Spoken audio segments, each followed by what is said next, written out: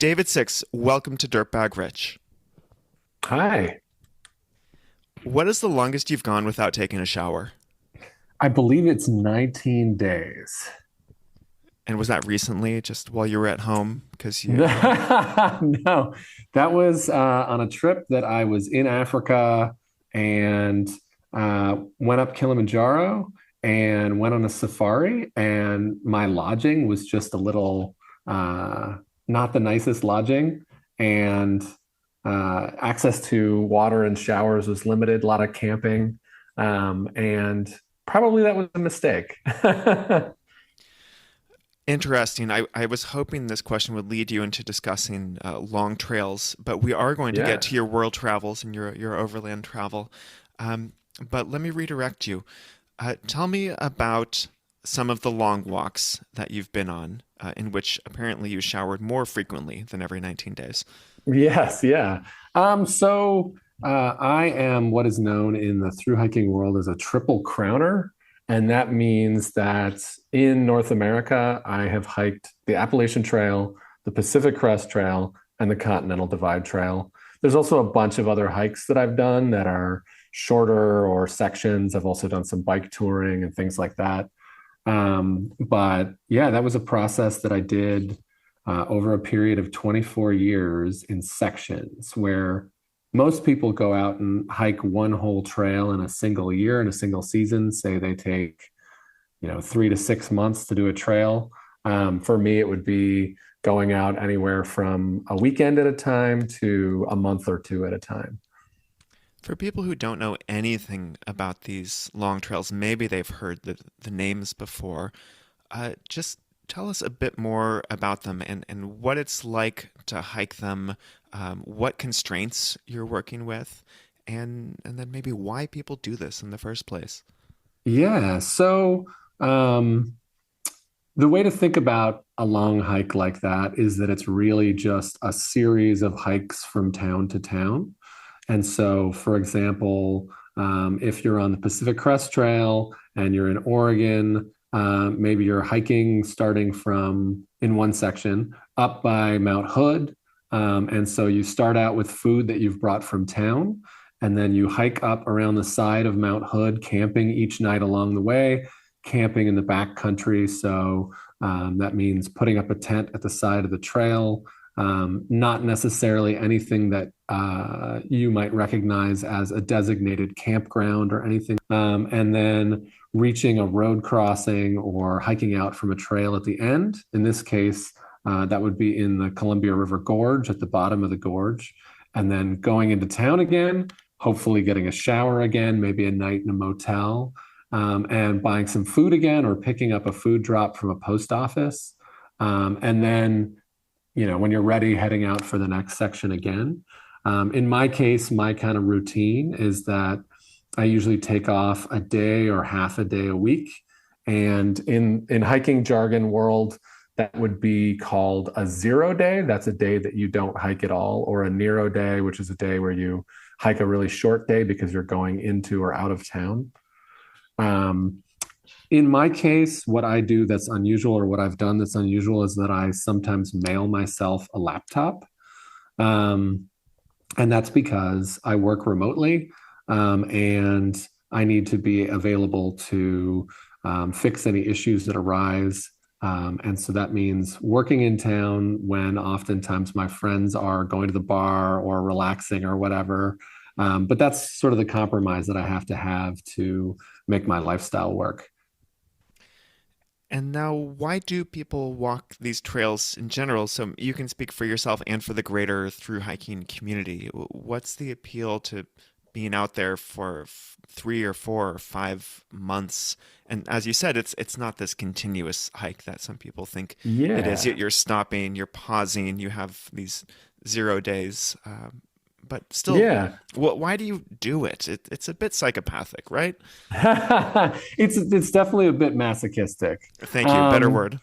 yeah, I think broadly kind of zooming out and looking at the community, it's something where it's oftentimes a transition event for people, and it's generally a through hike is generally something that someone does in one year, And I would say most of the community does one, maybe two through hikes, and it's not really normal to do more than that. It's you got to be a chronic weirdo or have some kind of special lifestyle accommodation to do more than that because the average through hiker, the way that this works for them is that they save up money and then quit their job, move out of their housing.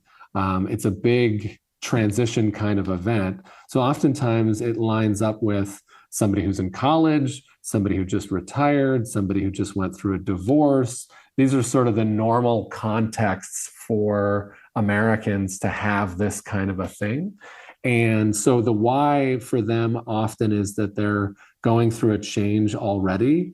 And this is something that's going to be transformative for them. And in my case, it was something that's been really transformative for me, but in an ongoing way. And I really look for that. One of the things about it that's different from the other kinds of activities that you might do or other kinds of travel that you might do is it's so physically intense and it's in environments um, that are so involving and so engaging and so immediate. You know, you're really living in the moment out there that it definitely affects your time perception. And so it sort of stretches out the perception of time. And in doing that, you know, you're having a new experience, you're encountering a lot of new things, a lot of change day to day. You have this time perception of extended time. So if I go on a month-long hike, honestly, at the end, it feels like relative to my home life that 3 to 6 months has passed. And in a weird way, it's almost like time travel. Like it creates a feeling of life extension in doing that, where the just sort of normal day-to-day routine of a normal home life is one where, because there aren't new experiences, at least for me, it's kind of like, well, what did I even eat that day? What went on that day? It kind of blurs together. It makes me think of special relativity.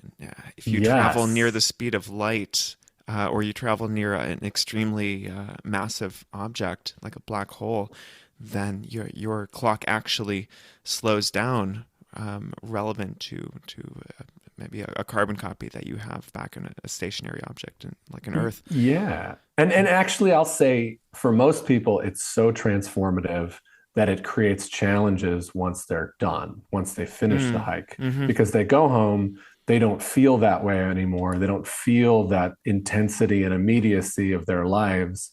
And then they struggle to do the things that they did before, to go back to having a normal life.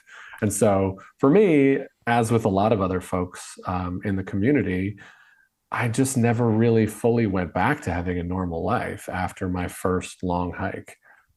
This is why I wanted to talk to you, David, because there's a lot of people who have done long distance hikes out there, but as you said, it's often a one-time thing, or maybe you're lucky, you get to do it twice, and it's transition, and you go back into something that then feels more normal and stable.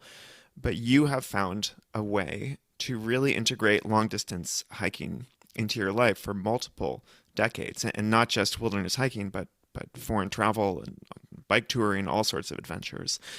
And maybe you're doing something a bit different, like mailing yourself a laptop and doing, smashing the keyboard a bit while everyone else is kicking back on their 0 day. But it sounds like you really have found this sustainable, long-term balance between time spent in nature and wilderness and outdoors and travel, and then also having a long-term foundation of financial stability and not worrying like what's my next job going to be. Am I painting too rosy a picture? Is this actually what your Yeah. life is like? There's been a lot of times when I thought that it wasn't going to continue as such, or like that, this is finally, finally I'm going to get to a situation where I won't be able to travel as much. But I've just been really lucky and really, that's the way that I've always thought about it because it wasn't a deliberate process to get here. It was incremental. Basically the root of this is that I was living in DC. That's where I'd grown up and working for a company that I'd helped start, small company with a friend. And he moved away. He moved to Florida.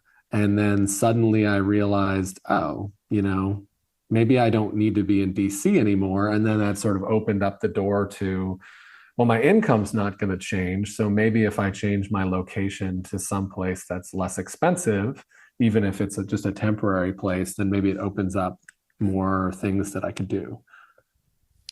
You've told me that you were a digital nomad before it became cool to be a Yeah, digital nomad because you started around 2006. 2007. Yeah. Yeah. Yeah, so when Tim Ferriss published the 4 Hour Work Week, you were not Yes. deeply impressed or shocked. No, I remember skimming it and thinking like, yeah, yeah, yeah, that's what I do. Like in my case, the thing that's different, I think, from a lot of other people that do what I do in terms of work is just that we completed most of the development on the project. And we've had term periods where the intensity of development will increase again for a while, but most of the code was written. I'd say the last big round of coding was probably 8, 9 years ago. And so since then, it's mostly maintenance and dealing with emergencies.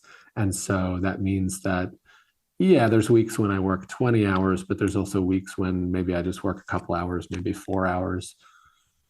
All right, let's back it up. Just like explaining Yep. through hiking to people. Because at this point it sounds like you just found a lantern that you can rub and a genie comes out and that genie gives you money. Uh, how did tell me about starting this tech company with a friend? Yeah. What's the actual product or service? And then how Yeah. did your Yeah. role evolve within that? So I had an unconventional path into IT. I um, dropped out of high school and was already doing a little bit of sort of contracting work in high school, contracting with the school system, helping build computers for teachers and things like that. And being a teaching assistant with some of the IT programs, and that was mostly all self-taught stuff. And then I was lucky to stumble into a couple great jobs. I was a teenager. It was the end of the '90s, and first I found a job at a tech firm where I was just kind of doing hardware stuff, and then that company started doing layoffs at some point when we lost a big contract, and I managed to find another tech job from that, learned programming there. And then while working there, we ran some web development kind of user groups or like kind of community meetings where developers would get together and kind of discuss new things that they were doing or problems that they were having. And I didn't know this, but at one of those meetings, my then boss, my previous boss, had made me a door prize, which meant that somebody coming to the meeting was going to draw this drawing and get a training session with me.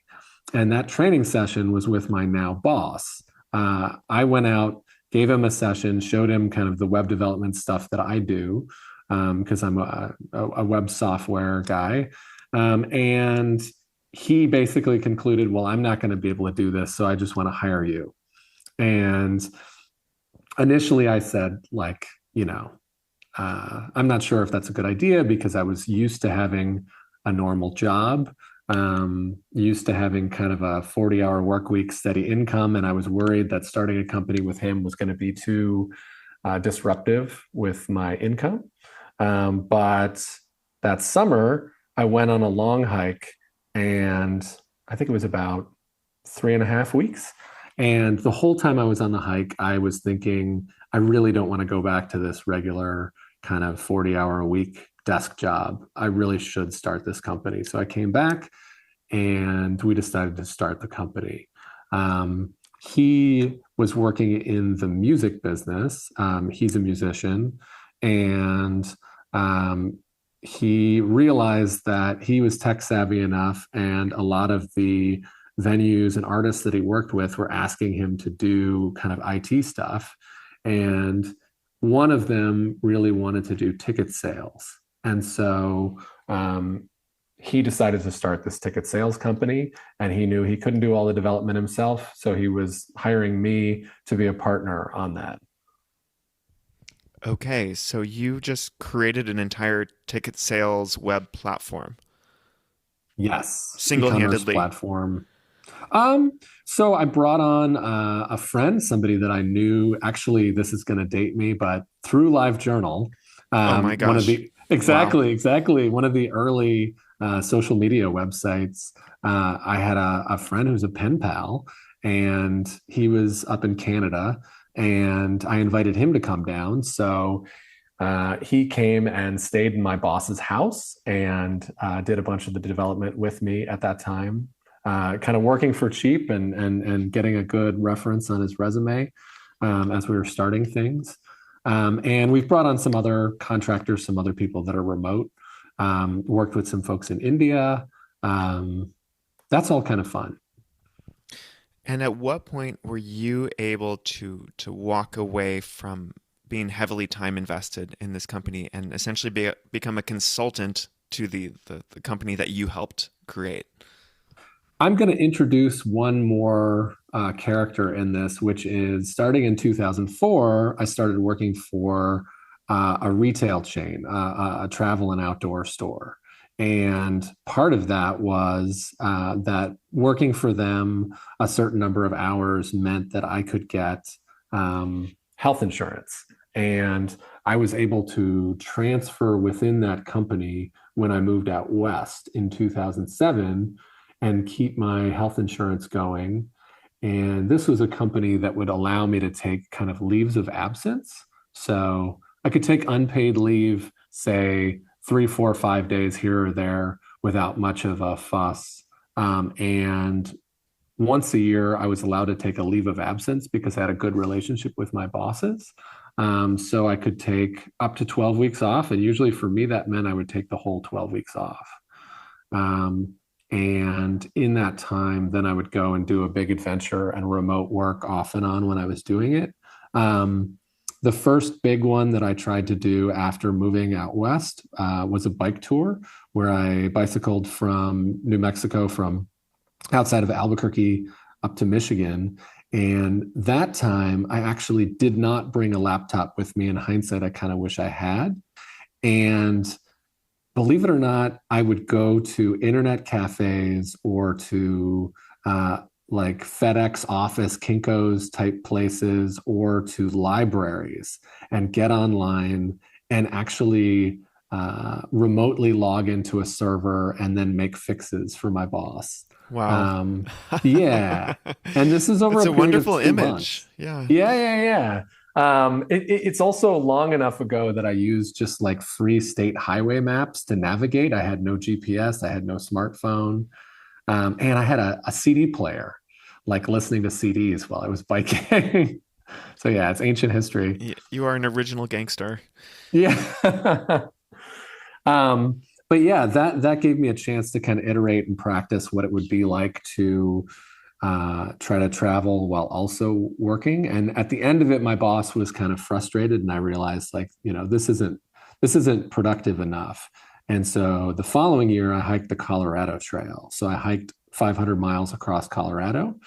And what I tried that year was hiking with friends and having two cars and always leaving a laptop in one of the cars and then going into town and doing work, taking a couple days off in between sections.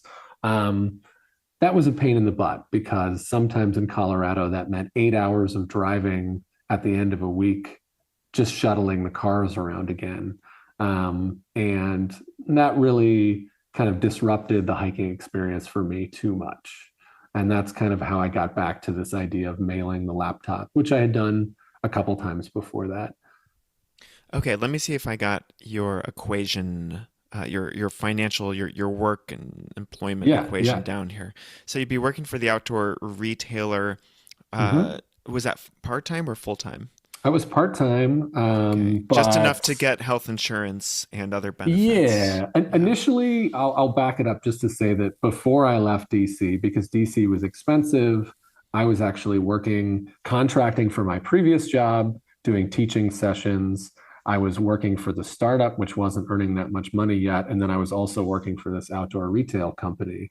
And so I was really working 6 days a week. And now I look back and it's like that was insane. That was not sustainable. And then once I moved to New Mexico, it was more like 20 to 25 hours a week doing outdoor retail, and then say 10 to 20 hours a week doing development. And just to fast forward, what is it now? Mhm. Um, Lately, so I left the outdoor retail company in 2013. I've just been focused on my software work since then. And it really kind of is seasonal. It sort of ebbs and flows with emergencies that arise. Sometimes we've had some security issues and then it's been an emergency. And then I'm rarely working more than 30 hours a week. And in the past week, I think I worked about 8 to 10 hours. Okay, so it started out with part time at the outdoor retailer, giving Hmm. you as much time off as you want, and also some health insurance. While at the same time working on these tech consulting or teaching side projects, until Yes. eventually the tech stuff became enough of a sustainable, substantial income that I assume you just were able to purchase health insurance on like the open market. Well, that's the other thing that happened. Without getting too political, Obamacare was passed, and that meant that there was state marketplace healthcare exchanges. And I had previously tried to buy a private healthcare plan and actually was turned down, which Wow. was bizarre. Yeah. But hey, that's the United States. But once the state marketplace plans were out, then I could buy that plan. Then I no longer needed the outdoor retail job for my health insurance. Got it. So now here we are, and you're working something like 10 to 20 hours a week, depending on which fires need to be put out. Yeah, and over the summer while hiking, it was really more like 4 to 8 hours a week. Okay. Yeah. Okay. Very cool, David. Um, I am curious about your relationship to your work now that we know the details, because I get the feeling that you don't derive a lot of like purpose or meaning. Like you don't feel like you're saving the world in some way with the tech work that you're doing. Correct me if I'm wrong. Yeah, I mean, this is a ticket sales company. The product is useful for people, but it's not that I'm passionate about ticket sales. Honestly, to confess this, we sell tickets for events. I've never been to a single one of our events. I do like going to shows, but it's just not usually what I'm interested in. And I like tech work. I find um, software development, when it's magic, it's kind of like play, where, think of like messing with a Rubik's Cube, where you're sort of flipping around the pieces and trying to, figure out a problem. And when it's good, you can even get into kind of a state of flow where you're really not thinking about your other concerns and whatnot. But the longer I've been in that business, the less and less that happens. And the more, my driving thing is always what I'm planning or what activity I'm on. I'm somebody who's generally looking to the future. And so I'm thinking about what's the next hike, what's the next trip. And then also my identity is definitely tied to my interpersonal relationships. I'm married. I'm super lucky. My wife's great. And she's really supportive in me. She was always clear that she wanted me to finish the Triple Crown. And so, she's part of that anchor of my identity that maybe other people might get more in their work. Mm-hmm. You have previously told me that your sort of default setting is to hate any job you have. I think this is the term I used with you before. There's kind of a hedonic equilibrium, which is to Yeah. say, like, I think people have maybe like an internal self concept around this that they sort of revert to this. And I feel like there's some part of me which just like has a little bit of resentment of authority, and I kind of can't help that. And that was one of the things that probably led me to having this kind of different kind of life. And so I think my job situation objectively is fantastic, but that doesn't mean that it doesn't stress me out or that I don't really get cranky about it. I take it for granted, um, but push comes to shove, it's definitely something that I've intentionally continued to cultivate.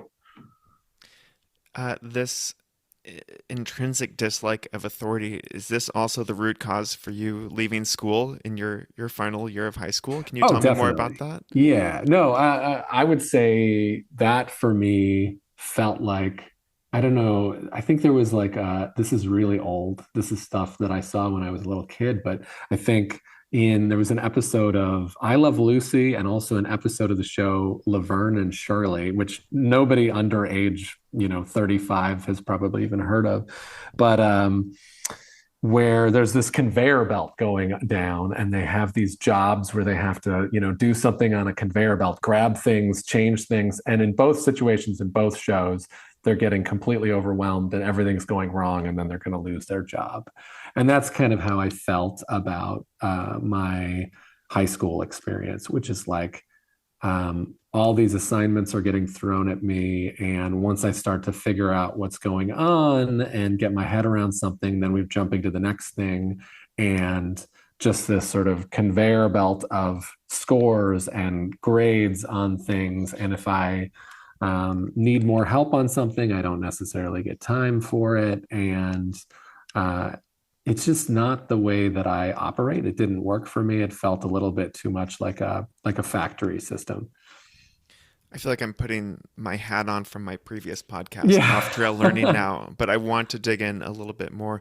Did Yeah. you kind of drop out impulsively, like without a plan? You're like, I just can't handle this anymore. Were you aware of homeschooling or unschooling or alternative schools?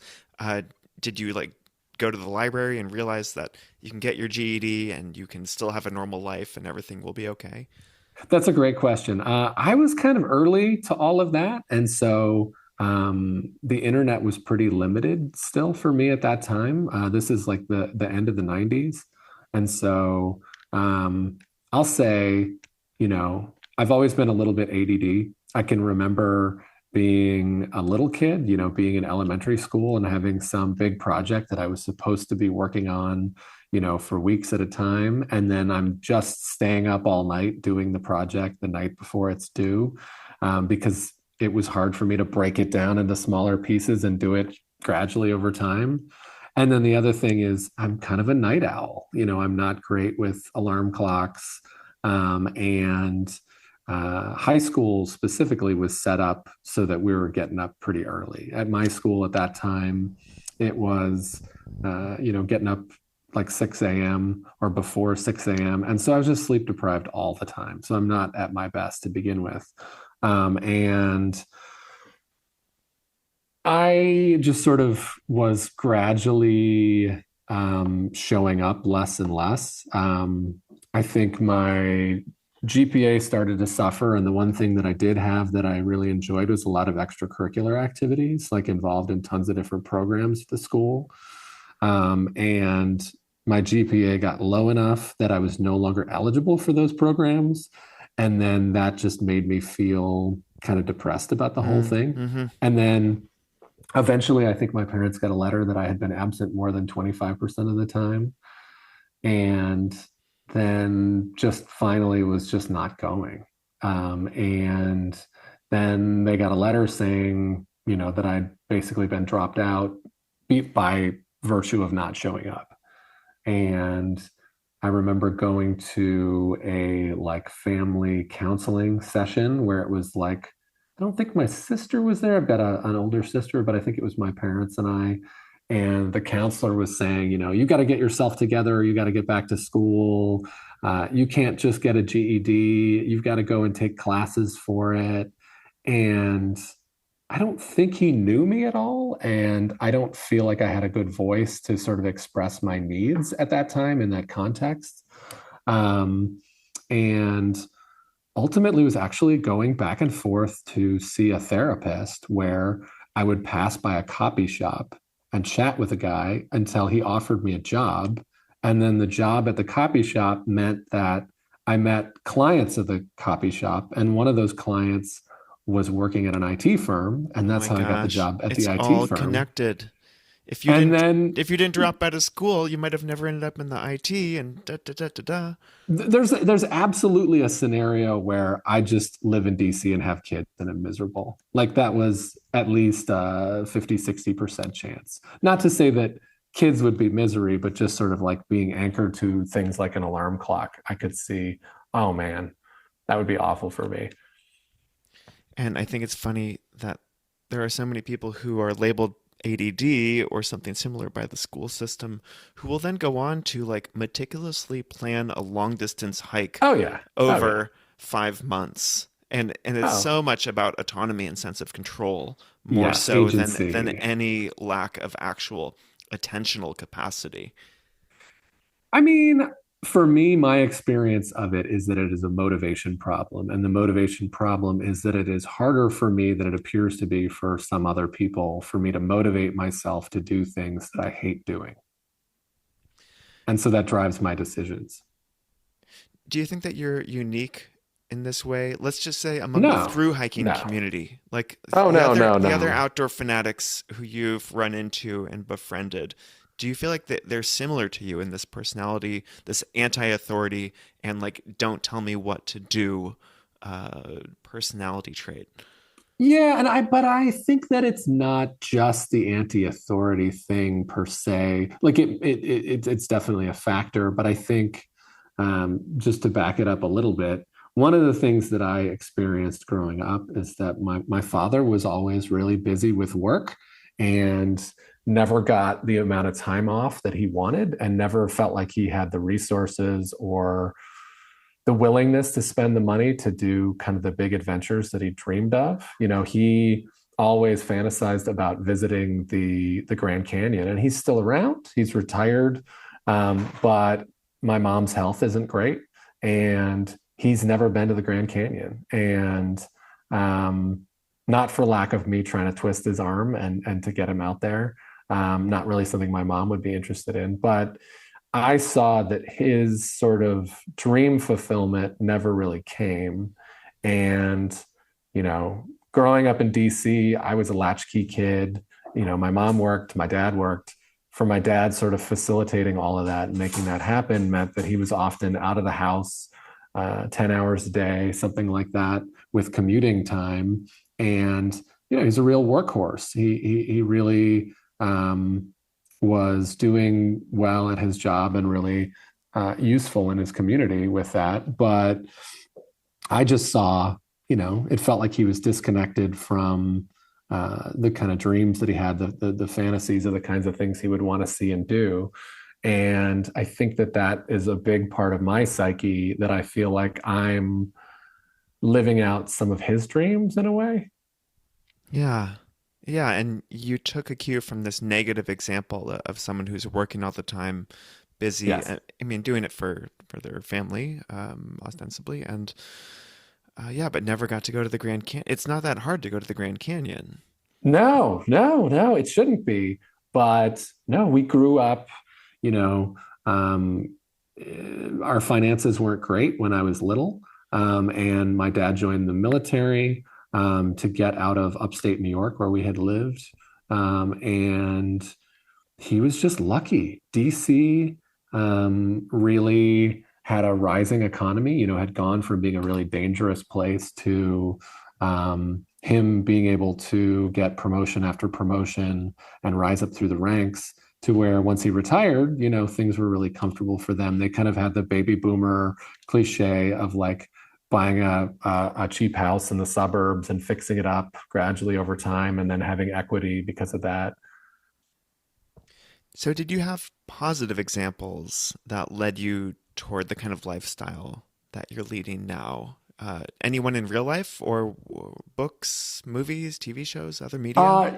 In kind of like, well, yeah, I think so. I mean, I started reading some travel books. I'll say the one thing that I was lucky about is my grandfather, when I was 12, dragged me to Europe. And um, I say dragged. I was excited to go, but I didn't fully understand what I was getting into. He was really into amateur photography. And so what he wanted me there to do was to carry his camera equipment and hand him lenses, but also to cook him dinner at least half the Oh my time. gosh, you were like a And bag boy and a personal chef. yeah, yeah, yeah. And so he's also hard of hearing. And so he wanted me to liaise between him and the world in all these countries in Europe, where he didn't speak the language and I didn't speak the language. And he wanted me to navigate train timetables and things like this. And it was kind of jumping into the deep end initially. And then I just sort of started to figure it all out. And this trip, there were two trips, 2 summers, and each one was about a month long. And it gave me a window into this kind of extended travel, and also a window into different kinds of lives. I mean, even just going to a European country, you see examples around you of people who have a different kind of life, more balance, more time off, more prolonged vacations, especially, it's something like taking August off. And then fast forward, I read a bunch of travel books. As I got a little older, I went back to Europe with a girlfriend when I was like 19, and spent a month over there. Twisted my boss's arm at the time for unpaid leave, and just had a rail pass and just sort of drifted around and spent a lot of time reading books and walking. Um, but I didn't really know what my kind of passion was in terms of travel yet. And then I think it was in 2000, I was out on a hike with a friend. And we can go in as much detail as you want on this particular story. But let's just say I wasn't really much of a hiker then. I didn't really have any idea what I was doing. And I was out on the AT, the Appalachian Trail in Virginia in Shenandoah National Park. And during the day on this hike, this very unprepared hike, my friend and I ran into a guy coming the other direction, coming from the south. And I asked him where he was coming from, and he said Georgia. And he was a thru-hiker, and he was the first sort of one-on-one encounter with a thru-hiker that I'd had kind of doing the activity. He had a tiny little backpack. He stunk. He had a big beard. And he answered some of my questions and gave me just enough information that it was like this light bulb went off, and suddenly there was nothing else I wanted to do. Mm. And that was a big transformation for me because I had been the kind of like IT vampire before that, where I was staying up all night programming and avoiding the sun and sleeping late. And this gave me something that I could connect with that was totally different and that made me feel healthier and made me feel better about my life and made me feel more optimistic about things. Yeah, I feel like there's so many parents who have these vampire kids, often Yeah. sons, and are just like, how do I convince this kid to go enjoy the outdoors and exercise and fresh air? And it's funny, you need a moment like this where essentially it's like you're in your own role playing game and you stumble Absolutely. into this other character and they somehow inspire or infect you. And No, it, and it you really can't control is. this. You can't, this could have happened to you in Europe. You could have met someone else who inspired you in a different kind of way. But you Yeah. happened to be hiking in Virginia, in Shenandoah, and you ran into the stinky through hiker. Yeah, yeah. Well, I think looking back now, it does that kind of activity does fit with me in some ways that other things don't fit as much.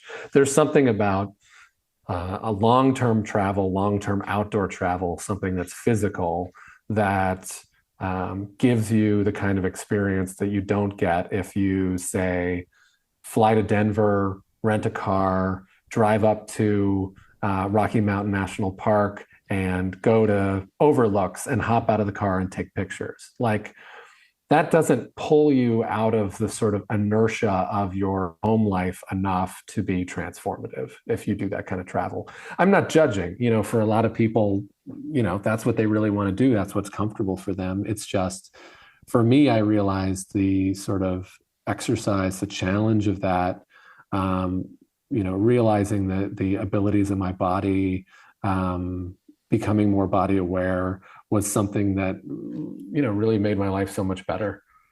And I think for a lot of people who I interview on this podcast, it's this extended time in nature, but not just sitting around and observing nature, but moving through nature in a human powered way, feet or pedals or something else. That is the secret sauce because it changes your state of mind. Can you speak to that a little bit? Like how your brain changes how you're thinking or your emotions, how they're different from when you're back at home in the city, especially if you're in like through hiker mode. Yes. So I feel like I essentially have kind of two identities. I have the identity of David, who, has responsibilities at home and who, enjoys being at home in Portland, Oregon, in the city. I have a dog and I spend a lot of time walking him and I spend a lot of time going around to restaurants and doing things in town with my wife. But then I have the persona of 6'2", and 6'2" is my trail name in the trail world. When I put on my hiking gear, when I get my backpack on, when I get the clothes on, I sort of become 6'2" again. I kind of become the persona. I think there's an underrated thing with the costume, which is to say, like, if you're a firefighter and you put on your firefighting gear, you become the firefighter. If you're a soldier, you put on your uniform, you become the soldier. And I think this for me is the same way that, like, something about getting into the gear, getting everything together, and breaking free of kind of the normal home life routine is something where I adopt a different mindset in doing that, where I know I'm going to face challenges, but I have enough experience with the hikes that I know that there are things that I'm going to be able to overcome. And in doing that sort of on a day-to-day basis while I'm out there, it changes my outlook on life. It makes me feel more optimistic about what's possible. It makes me feel more motivated to take on positive changes in my life. It makes some of the things that seem tough, on a gloomy winter period, that then they don't seem like a big deal anymore. It puts things into perspective. Let me put my cynic hat on and say, Yep. are you just reflecting the serotonin or the other happy drugs that are coursing through your head through endurance sports? And also, are you just an escapist who's out there in nature and it's not something many other people can really practically do, and you're just avoiding the messiness and the problems of the world by being out hiking for weeks and weeks, months and months? I think for your first point, absolutely. It's the chemicals. But if you're a runner, that's got to be a big part of the reason why you run, It is. and lots of people, I think, who have more normal kind of 9 to 5 existences end up taking medications to try to get the same sort of chemicals, the same sort of feeling. People definitely, take drugs to feel a certain way. In my case, nothing else that I've experienced makes me feel the way that I do, say, 3 weeks into a hike. The problem is that's a big commitment. You've got to get 2 or 3 weeks into a hike before you really deeply start to feel that feeling.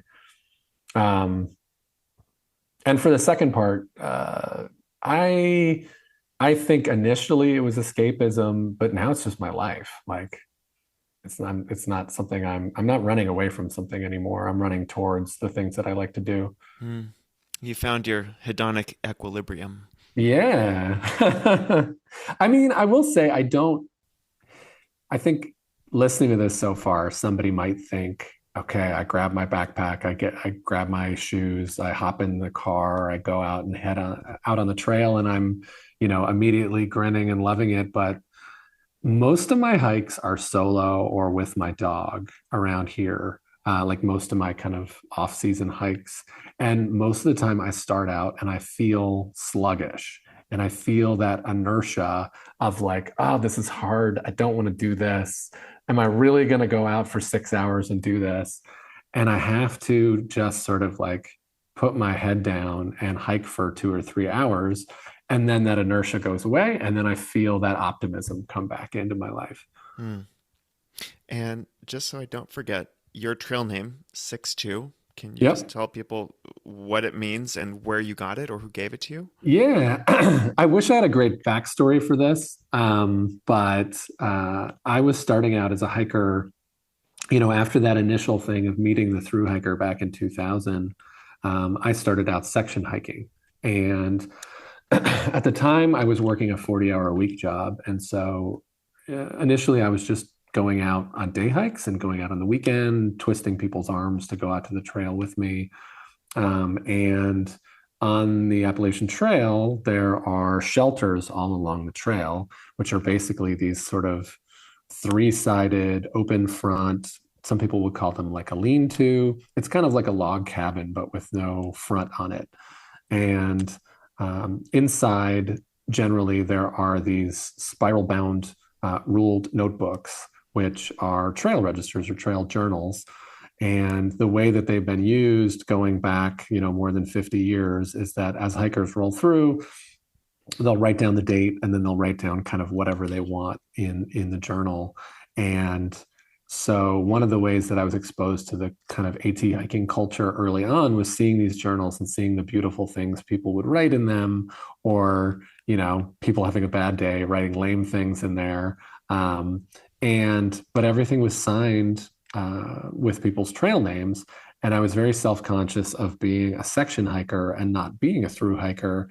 And I wasn't having, you kind of generally the way you get a trail name on a through hike is like it's a social thing. Like you do something silly or something silly happens or there's something unusual about you and people notice it and a name gets given to you. And that's the way that it happens. But because I was coming at this as a section hiker, I just kind of had to write something in the book. And there's nothing about the name 6'2" that means anything other than the fact that I'm 6 feet 2 inches tall.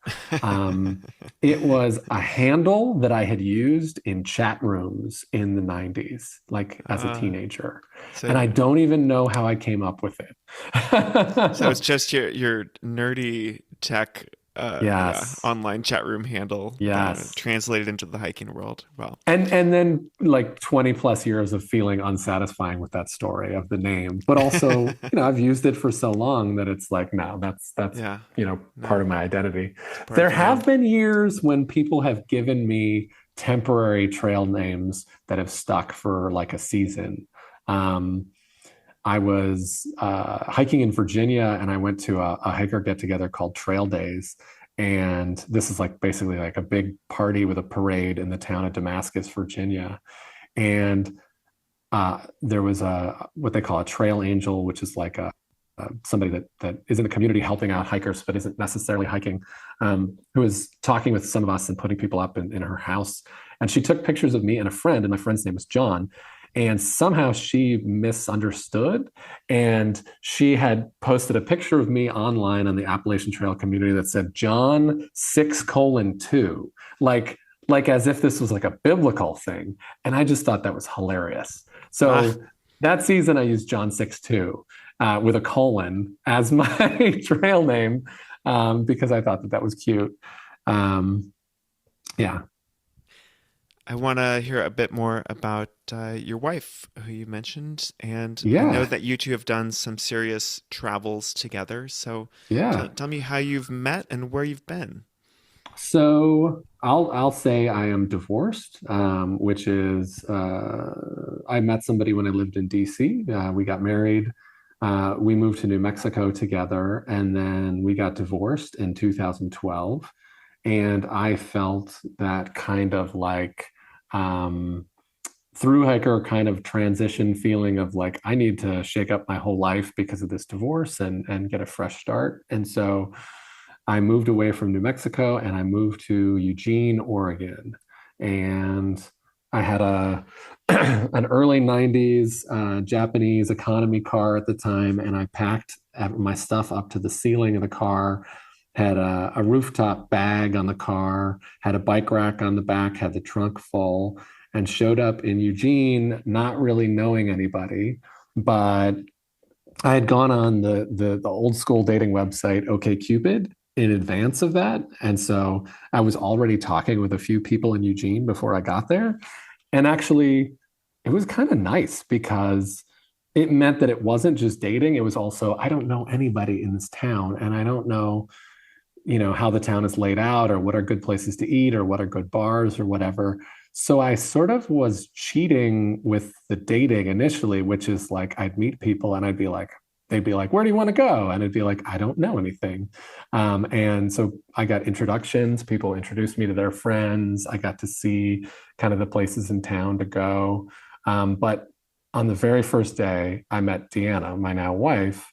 And what was funny was for the first month, we both kind of dated other people and continued to go on dates, but we'd still get back together, meet up, and kind of discuss how our other dates were going. Oh, that's perfect. Yeah, That's yeah, yeah. perfect. Really funny. And initially, I was sleeping in a yurt that I'd gotten through Airbnb in somebody's backyard, which is just incredibly Oregon. Um, and she helped me go and look at rooms for rent and apartments. And I moved into a room with a couple of people, and it was fantastic. And it's a good thing that I moved there when I did. It was like, I think the end of September, because I didn't yet fully appreciate how intense the Oregon winters can get. Um, and I think that year we had a stint where it was like 30 days of temperatures staying below 40 all the time and rain every day. And the what Seattleites might call the big dark, where like, it's not weather that makes you want to go hiking. And so it's harder to connect with those kinds of exercise activities unless you're into skiing or something like that. So the good news was I was falling in love with her. And that helped me manage the fact that the weather was awful. And at what point did you decide to start doing some travels together? And she was fairly well traveled already before she met you, right? She had grown up, with even less money in her family than I had. But she was always curious about the world. She's Mexican American, and so she had one foot knowing about the kind of cultural experiences of her family in Mexico, and then knowing about her family experiences here in the U.S. And I think that made her curious about other cultures and other people. And then I think by high school, she was voted most likely to go around the world in her yearbook. And she, worked low paying odd jobs at stores and things like that. I think she worked at a like little gas station up in the mountains in Oregon for a while, and saved up her money until she could take herself on a trip to Europe. And she bought like one of those like gap year kind of youth bus tours where she was piled together with a Oh, bunch of yeah. other young people. And she says like she got like three marriage proposals while she was out there by people from different countries. And she came back and went to the U of O in Eugene, University of Oregon, and met a guy there. And he was really into travel in Latin America. And he twisted her arm to come with her on a trip in South America. So she had traveled around in Peru and Ecuador and Bolivia. And so, yeah, she'd had a taste. And so by the time we met, most of my travel had been in Europe, but I also had taken a trip to Mexico and a trip to the Bahamas. But I had spent enough time looking at guidebooks and like Lonely Planets and reading travel logs that I kind of had this sense that there was this other world out there that was different from the way that I'd say your average sort of normal suburbanite in the US thinks about international travel. There's places that aren't Paris. There's things that aren't, going to take a beach vacation because you're exhausted from your job. That there was a kind of travel that was independent travel that was self-organized, that could be really rewarding. And so once I realized that she and I were serious about each other, I said, we need to have this conversation. I need to ask you something. And she was horrified because she thought I was going to propose. And I said, no, I'm going to do this round the world trip in 2 years. I'm already starting to plan it. And I just want to let you know, if we're going to be together, I would want you to come with me. And I'm willing to pay for everything, but, um, you know, this might not work out if that's not something you're interested in doing. And she was like, oh yeah, of course, absolutely, I'd want to do that. Mm, green flag. Yeah, exactly. So I actually got an inflatable globe, and we just started like looking at the map and looking at around the world and looking at the places and guidebooks and thinking about what that would mean. And I figured out pretty quickly that there was sort of a limited number of sort of normal paths that people follow for a around the world trip if they're trying to do it more overland. I read a bunch of Paul Thoreau books for one. I saw the documentary series Long Way Round, the motorcycle series with Ewan McGregor and Charlie Borman.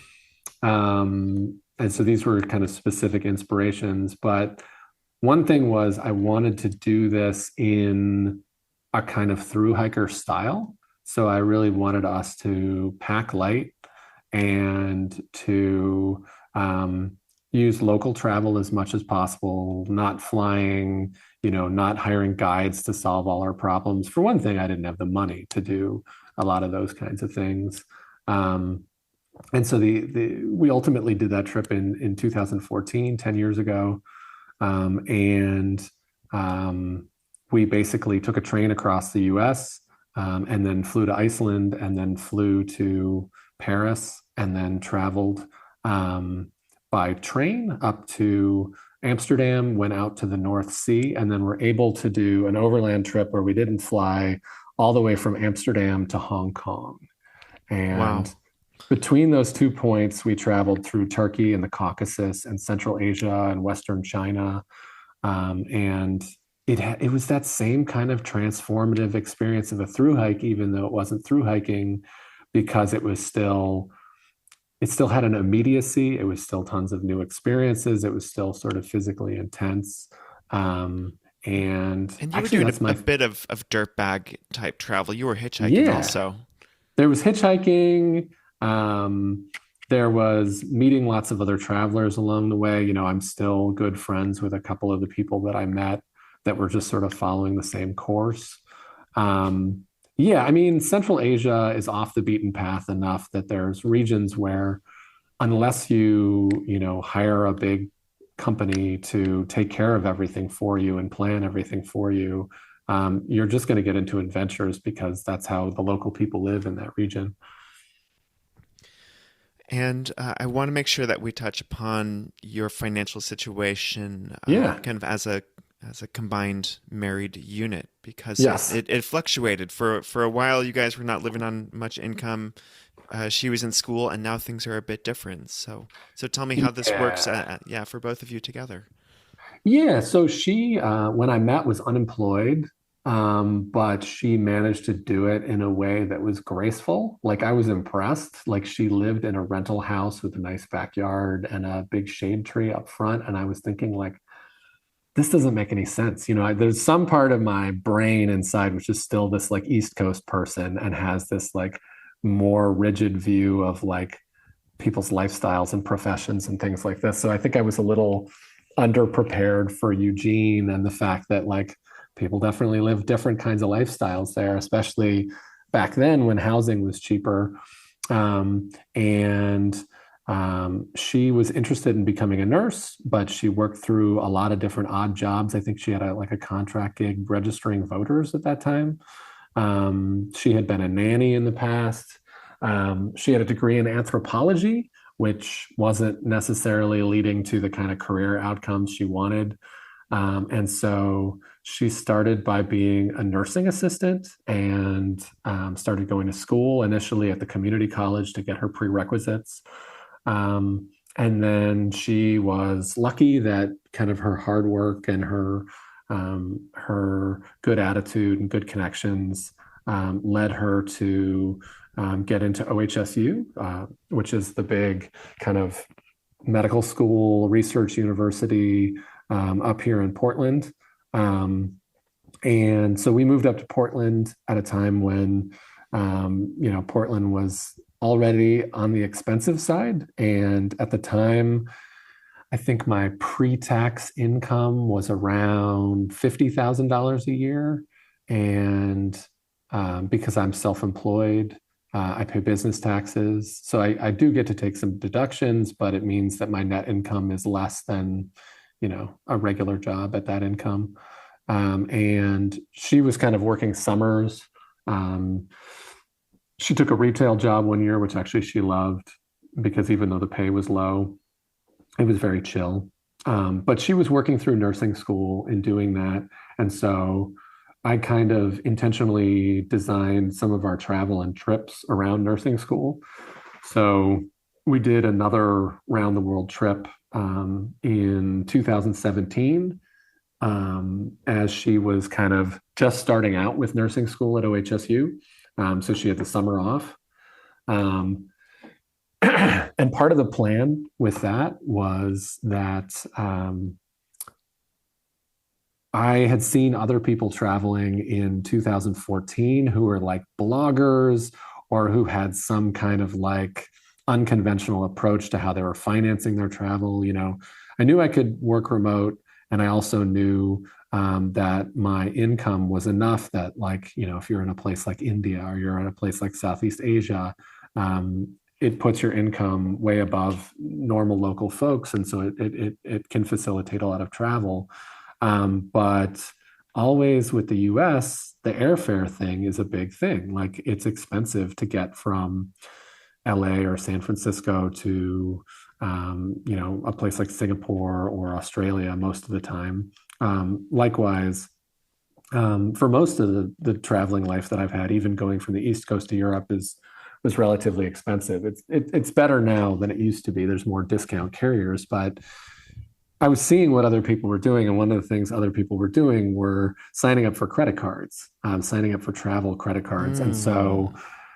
I decided in 2017 to attempt to go all the way around the world with all of my airfare financed through credit card signups.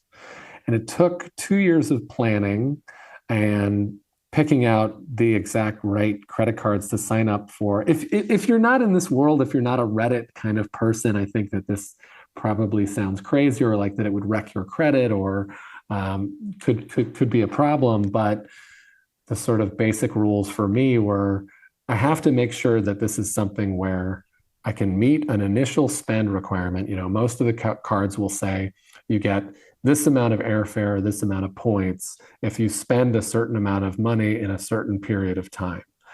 And I was only going to do that with the knowledge that I would be able to completely pay off the credit card. Hmm. As soon as you're carrying a balance on cards and paying a high interest rate, it's going to negate No, the they sign up win. bonuses. Exactly. It's a casino. American finance is a casino. And so I'm trying to beat the house in signing up for these cards. And I pulled it off. I was able to fund all of my airfare and some of my wife's airfare around the world with lots of stops. Um, 2017 was going from the US, flying to Europe, spending a few days with jet lag in Europe. And I went out ahead of her and went to the Caucasus to visit a friend that I had met in 2017, and also to see another friend in Amsterdam. And then my wife came later because she had a bit less time. And then we flew together down to Namibia, traveled around Southern and East Africa overland over a couple months, and then a trip to India. And then she went home via Japan, and I went to Southeast Asia. And so it was a bunch of flights, and it also took some finagling to figure out how to fund some of the exotic ones. So one of the things was like the Chase card, Chase Sapphire card. That gives you points, and so I could use those points to book with an international airline. And so again, this is just one of those things where I had kind of a geeky goal that I wanted to see if I could pull this off, and was satisfying to actually do it. I mean, it's pretty incredible just to say I traveled around the world just using credit card promotions, Yeah. spending stuff and spending money on stuff I was already going to spend money on in order to get these promotions.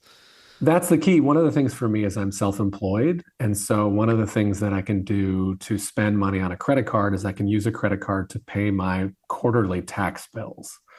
And in doing that, that means I have a certain amount of minimum spend every Mm, quarter as I pay my taxes. You do smart. pay a fee to do that, but Yeah. the sign-up bonuses are better than the Yeah. fee. Yeah. Yeah.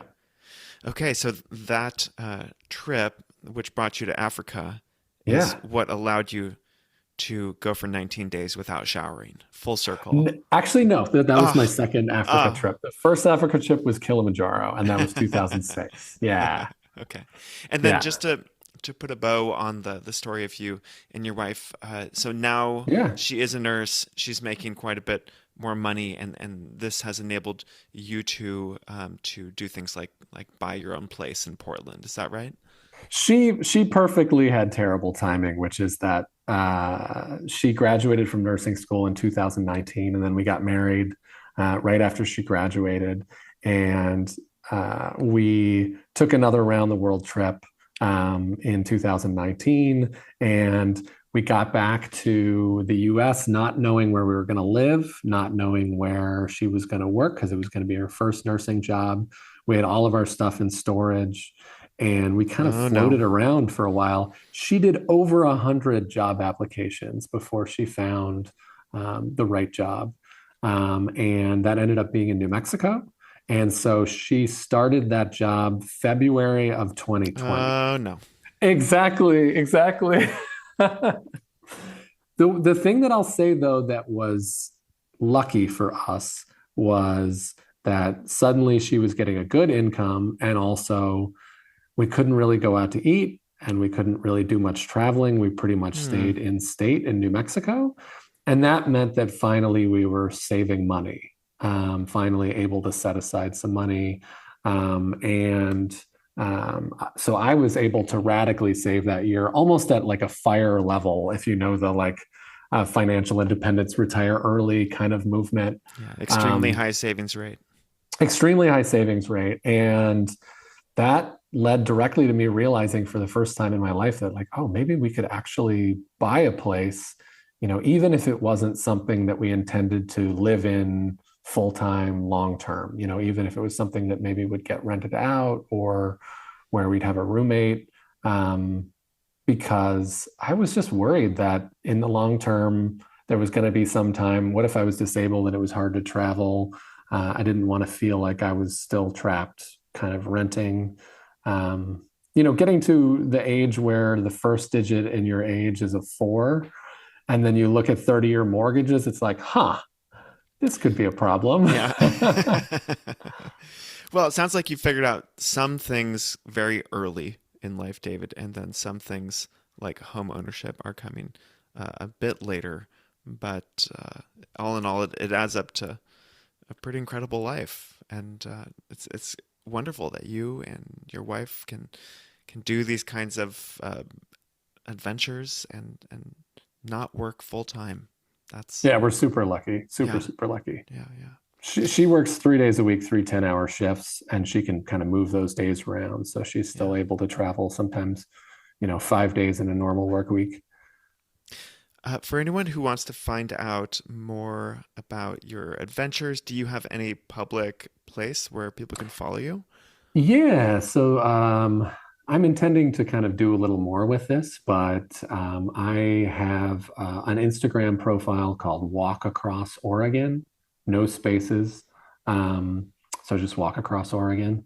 And that is around the fact that my next big kind of outdoor project next year is going to be walking from the Pacific coast in Oregon through the mountains, through Portland, across the desert, out to Hell's Canyon on the Idaho border, and then into Idaho. And again, this is another experiment in finding a balance between work and home life and the kind of travel that I like to do. So it'll be something that I'll be doing part-time, but I'm hoping to start in February. And I don't know how well you know the Oregon climate, but it should be pretty exciting. February on the coast is Yeah. not a Yeah. dry and sunny time. Yeah. And keep your laptop well protected from the Yeah, elements. yes, yes. Okay. And finally, I think we should thank our mutual friend and friend of the podcast, Tim Mathis, for connecting us, because you also appeared in his book, The Dirtbag's Guide to Life. And Yeah, he and I and Angel also all keep kind of bumping into each other. We're talking about maybe going to Egypt the end of next year oh, together. fantastic. Yeah. David Six, thanks so much for coming on Dirtbag Rich. Oh, thanks for having me. I really appreciate it.